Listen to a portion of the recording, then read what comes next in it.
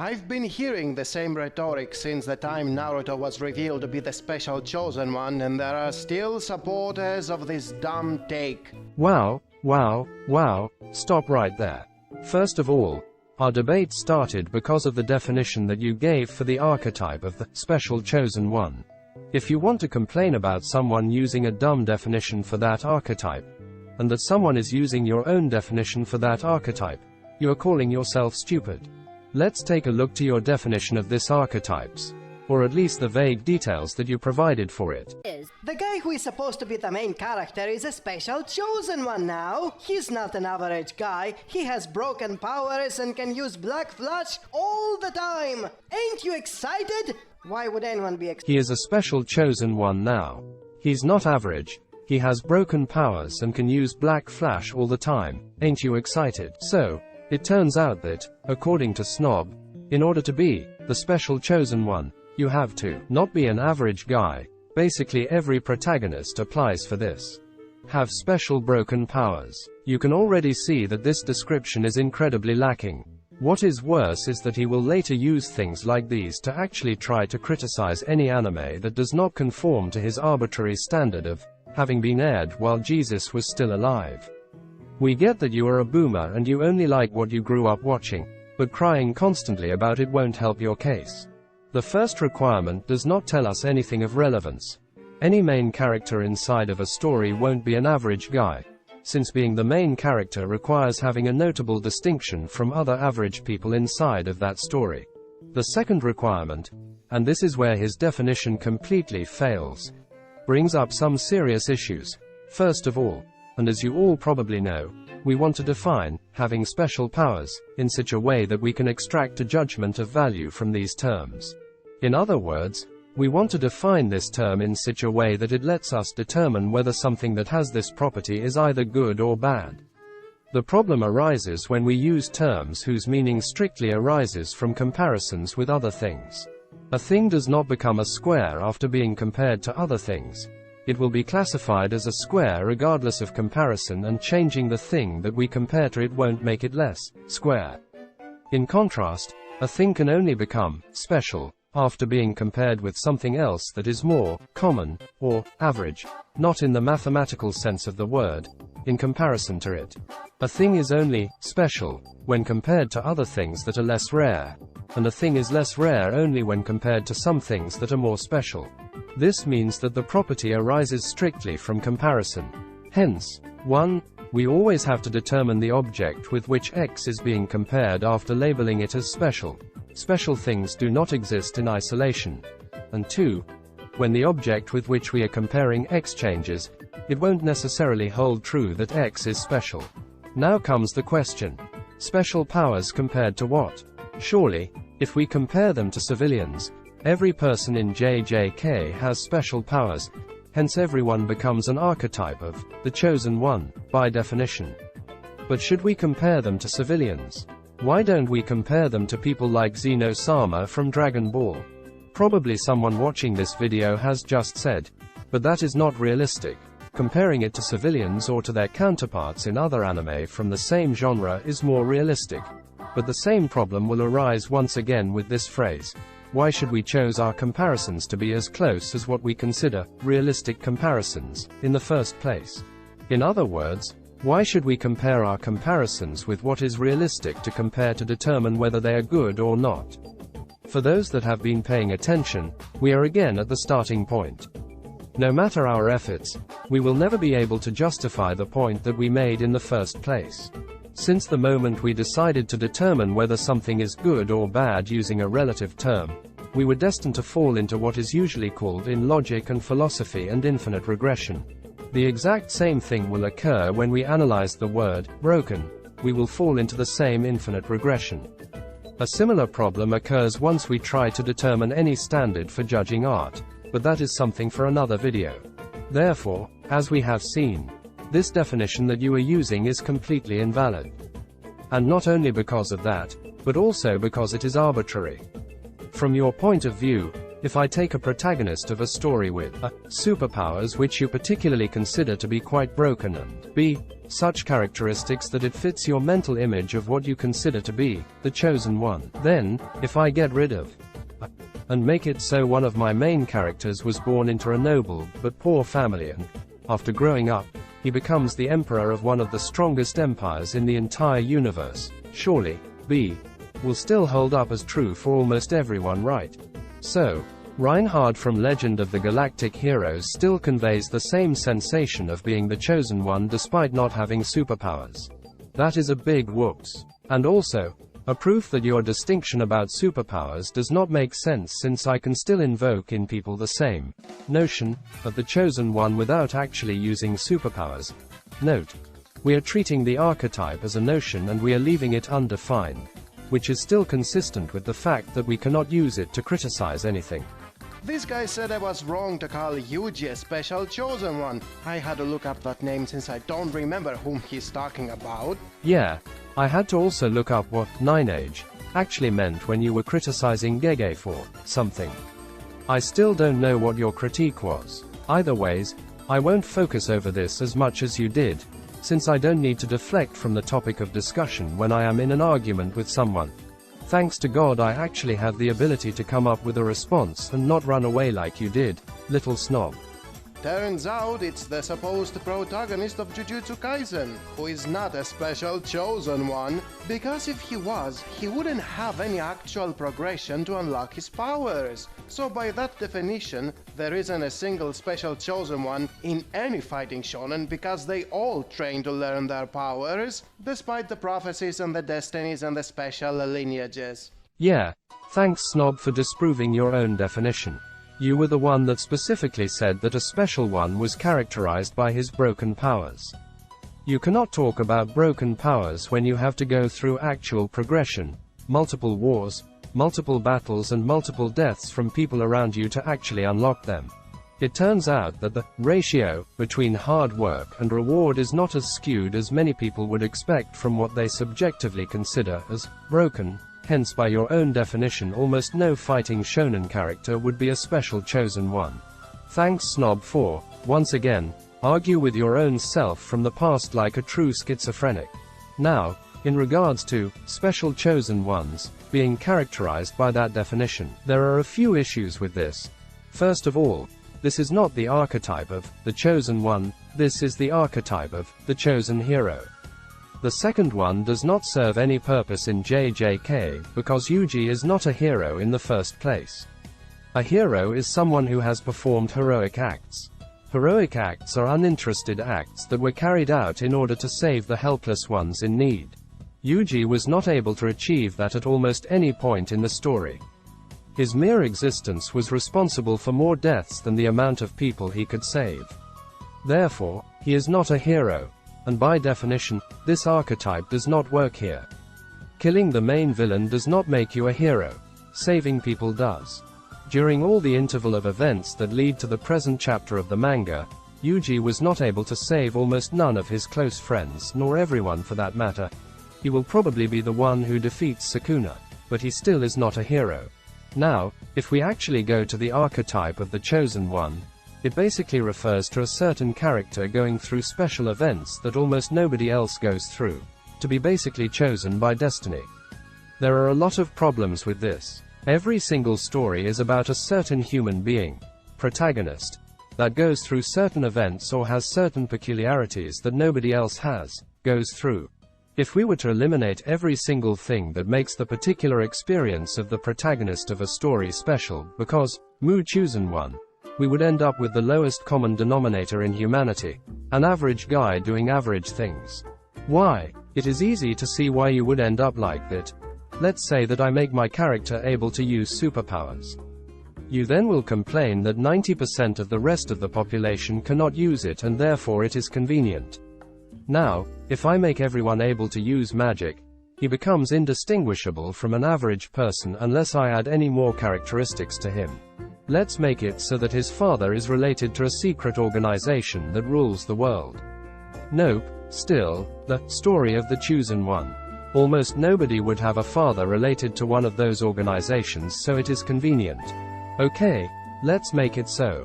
One day, While he is going through the streets, he sees a person being kidnapped by a secret cult that has never been seen before. Still, convenience, it is very unlikely to end up in that situation. Okay then, let's now make it so that he joins one of the best schools of magic in the world. Nope, that is convenient. Okay then, so he joins a regular magic school with nothing special, and then a conflict begins between them and a group of villains that are secretly related to that school. Nope. That is also convenient, since the school would be then not so average. Okay, so we have an average person in a magical world going to school. Let's make a slice of life story in which he starts making friends with most of the classroom, and the story tells their day-to-day experiences. Nope. That is also convenient, since according to statistics most people who attend schools have groups of friends that do not involve more than 3 people. Okay, so he goes to an average school. He is an average guy and he has 3 friends. Let's make the personalities of his friends special in some way to make the series entertaining. Nope, also plot convenience. Since as it is already unlikely to have one of those special personalities, as the name already tells, then it would be even more unlikely to befriend 3 people like that. We end up with Average Joe, with his average friends doing average things in life. Nobody will read that. Or this guy has a hard time accepting that all protagonists in shonen start as normal people who have to train and then get retconned into Jesus figures who always had special powers in order to excuse the broken power scaling. Yeah, Snob from the past specifically decided to make a definition to encompass every single shonen protagonist. Snob from the past, and from the present, and probably from the future, was not that smart. Also, claiming that the power scaling is broken is just labeling something. Labels are not actual critiques. You do not explain your points by using labels. I am going to use the next clip from the film, Birdman, which further explains what I am referring to this. You don't get to come in here and pretend you can write, direct, and act in your own propaganda piece without coming through me first. So break a leg. Wow. You know, what has to happen in a person's life for them to become a critic, anyway? What are you writing, another review? Is it any good? Is it? Is it bad? Did you even see this? Let me read it. I will call the police. Call the police. Let's read your fucking review. Callow. Callow's a label. Just, lackluster. That's just the labels. Marginal, are you kidding me? It sounds like you need penicillin to clear that up. That's a label too. These are just all labels. You just label everything. That's so fucking lazy. You're a lazy fucker. You're a lazy. You know what this is? Do you even know what that is? You don't. You know why? Because you can't see this thing if you don't know how to label it. You mistake all those little noises in your head for true knowledge. Are you finished? No, I'm not finished. There's nothing in here about technique. There's nothing in here about structure. Nothing here about intention. It's just a bunch of crappy opinions backed up by even crappier comparisons. You write a couple of paragraphs, and you know what? None of this fucking anything. As you can see, criticizing things by using labels is not a correct way to explain why they are actually bad. That is usually called nominal fallacy. So by this definition, he's wrong, since using fighting shonen logic, Yuji is a special chosen one, just like all of the other ones. First of all, there is no such thing as fighting shonen logic. The only 3 systems of logic that exist are first-order logic, second-order logic, and modal logic. Many people might be asking themselves right now, he is not referring to that, why are you taking everything as literal? And the answer is very simple. Critics in general use the word logical and consistent interchangeably on many occasions. There wouldn't be anything wrong with this if it was not for the fact that they use the word consistent to refer to that which is expected considering the past events, which has nothing to do with the definition of consistency inside of logic. The thing is that many critics of the media abuse of the term logic without actually knowing what it means in the first place. That is why I consider that it is better that you shouldn't use terms you actually don't know what they mean. If you want to express a thought with nonsense such as shonen logic, I am not responsible for having to fix your unintelligible term. You are. Also, Based upon what did you even arrive at that definition?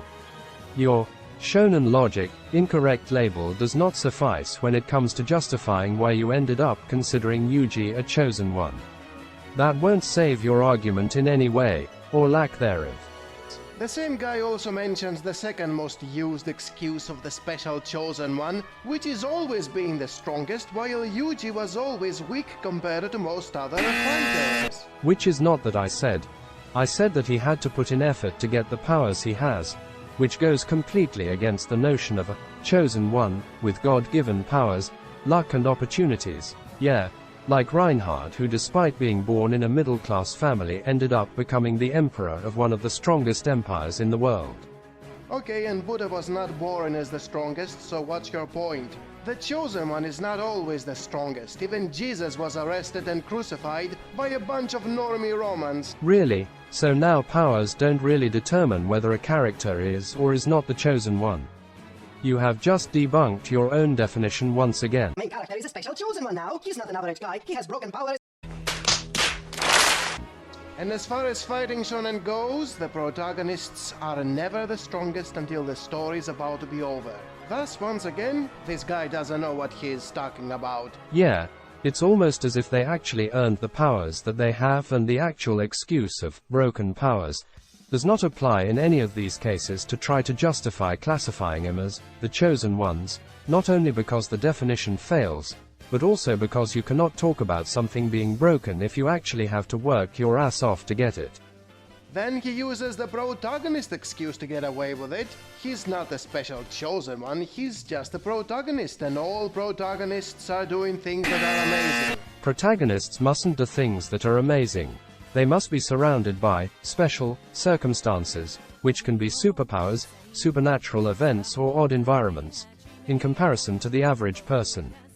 Note that I defined special using a comparison and didn't talk about it in absolute terms. This means that this definition is not objective in any way. It just talks about what I perceive to be the concept of protagonist. You can perfectly disagree with it. As a matter of fact, it would be perfect if more people started talking about their disagreements in regards to media instead of trying to impose their point of view, like you snob. Well then, by this definition, Yuji is not the protagonist, since as he said himself, he was always weaker, and was always getting overshadowed by most other fighters. Yes, if you take my strawman definition and use it to make your argument, you're obviously going to arrive at a contradiction in what I said. Tip: don't strawman me. I've never talked about someone doing amazing things. I've specified in my comment that a protagonist can also be characterized by the events he goes through, which no one else, or very few people, also went through. No one else is Sukuna's nephew. Almost no one else was a normal high schooler before turning into a sorcerer. No one else could act as Sukuna's vessel. No one else could make Sukuna reincarnate in their body. Therefore, he cannot use this excuse since he is not protagonist material. Yeah. You are clearly going to arrive to that conclusion based on your previous strawman. And despite all the undeniable proof, which I already debunked. This guy kept spamming in the comment section the same 3 excuses, while constantly contradicting himself whenever he was switching among these 3 excuses. Let's see if Snob can actually prove my contradictions instead of only claiming that I've committed them. Hint: he won't do so. He's not the chosen one because he had to train, but then he had special powers all along. It is really funny because I have already replied to this stupidity of an argument multiple times before. But, as you know, Snob is not very keen on reading things that people who disagree with him have to say against him. Yuji was not given special powers. He was given the ability to obtain them. Conflating the both is incredibly wrong. This argument is as dumb as saying that just because someone has given you a graphics card for your PC, he is now the one who deserves to be praised for you now being a professional gamer that has won multiple tournaments all around the world. That your achievements are not your own merit, and that you don't actually deserve them because someone gave you the graphics card you needed to do so. You are completely ignoring the fact that the GPU itself was not going to turn you into a professional gamer, and that it is your effort that which actually made you walk through all of that path that lead you to your goal. He is not the chosen one because he's not the strongest, but he is the protagonist, so he has to be the chosen one. As we have seen, the definition of the chosen one has nothing to do with strength, and, based upon the new one that he provided, it basically encompasses every single possible protagonist for your story. It is not my fault that the only definitions that you have for your archetype are terrible. And then he has no presence as a protagonist because he is overshadowed by everyone else, but he is the protagonist, therefore he has the most presence. Which, first of all, is simply wrong, considering that he was only absent, out of focus, for the Hidden Inventory arc and the Jujutsu Kaisen Zero movie, which are literally backstory arcs, and, second of all, does not determine whether a protagonist is good or not, since for a character to be the protagonist, they just have to be involved with the main conflicts inside the plot more than every other character. That means that Yuji, the one related to the main villain of the story and the one who is partially responsible for the main catastrophic events, right, there will be the protagonist no matter what and is still fulfilling his role as such. Also, by the way, nice labels. Saying that X is a bad protagonist because X is overshadowed by other characters is quite literally a nominal fallacy, and a baseless assertion, which probably is based upon an ad populum fallacy, like, for example, many people who don't watch the anime or read the manga know about Gojo, but not about Yuji. It doesn't matter what everybody else was telling him, he was flip-flopping from one mental gymnastic to another based on whatever suited him the most. It is ironical coming from the one who had to change the definition of an archetype almost thrice because he knew that what he provided to the public was terrible. It also shows why you just disqualified my argument as mental gymnastics, instead of actually engaging with it. You are just dumb. Either ways, what was I expecting from Lord Snob and his cult of Snobtards?